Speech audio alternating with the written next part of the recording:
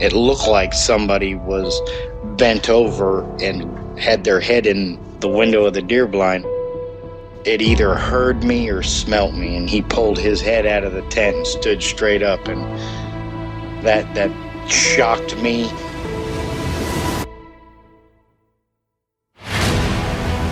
They don't make people that big. The way it moved, almost as if it was gliding across the beach. I've never seen anything move like that in my life.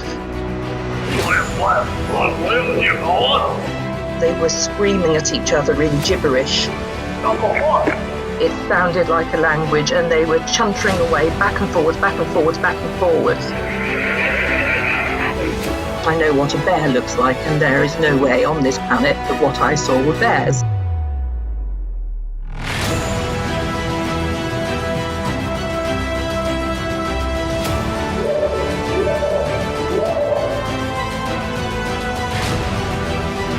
What are you reporting? Jesus Christ, you better... Sheriff? Zia! Hello? Get somebody out here. What's going on now, sir? That son of a bitch is about 6'9", I don't know. Do you see him now, sir? Yes, I'm looking right at him.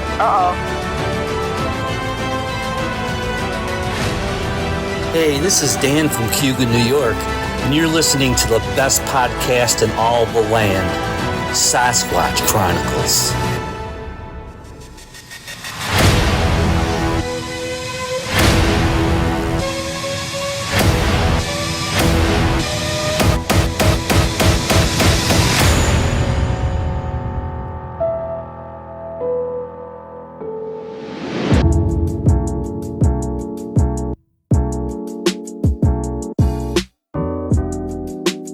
Welcome to the show, everyone. Thanks for being here tonight. Gosh, what a week it's been. It's been a busy, busy week. I've been going back through older shows and cutting out small portions of them and putting it up on YouTube. I'm calling it SC Shorts. If you want to go check them out, you've probably seen them on the blog. I created a little playlist in there, and every day I'm trying to throw up a couple in that playlist. So I hope you guys enjoy it. Tonight we're going to be chatting with Bradley, and what's fascinating about Bradley's account, sometimes I wonder whether to air shows like this or not. I hear stuff like this off the air, and I really want you guys to hear everything that I'm hearing. And Bradley's account, and what I mean by that, first of all, is, sometimes people don't see the creature. They experience everything else, but they don't actually see the creature. And one thing that's fascinating about Bradley's account is what actually happened and what he actually saw regarding lights. And what's weird about this, even Bobo talked about this sort of an account when he was out one time and he heard something crashing through the woods, never saw what it was, and then these weird lights appeared. And so Bradley will be talking about that tonight. We're also going to be chatting with Adam. And Adam had an encounter when he was in the Boy Scouts. Kind of a scary account, but pretty fascinating account.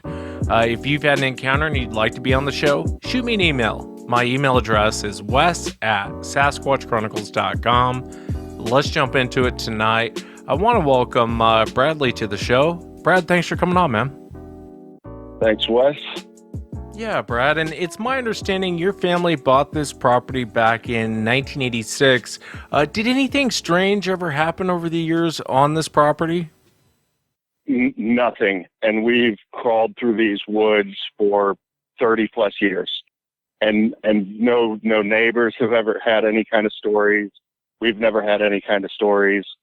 So when the two things that happened to me and the one thing that happened to my brother, it was definitely eye-opening. And I know the property is out there in Illinois. Before we talk about what happened with you, tell me about the incident with your brother. This is my older brother, Matthew. He's a very quiet, conservative guy, doesn't really read too much into nonsense. Like, you'd probably think Bigfoot stuff is entertaining but nonsense. 2018, he went out for bow seasoning. He crawled out into the woods just before daybreak, made his way to a tree that sat right alongside a field.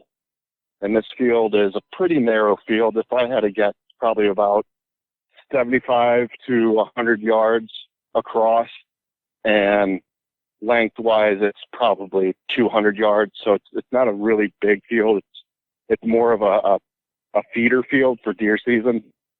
So he gets to his tree, gets down in there, sits around for a little while, and before too long, he hears something growling just over his shoulder about, he said about 50 feet from him. And he said it kind of startled him a little bit, and it stopped pretty abruptly. So he sits there for a little while longer, and daybreak is starting to come in. And this is early November.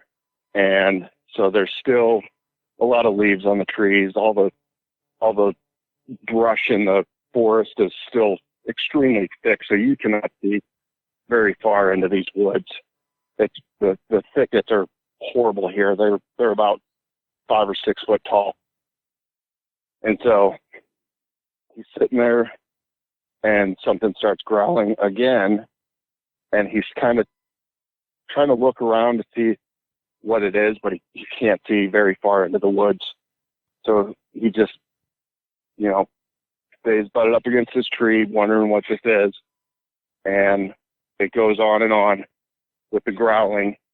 And he told me he was pretty nervous because he didn't ever hear anything like that before in all the years that he's been hunting those woods, which has been 30 plus years. He's sitting for a little bit longer, probably about 5 minutes.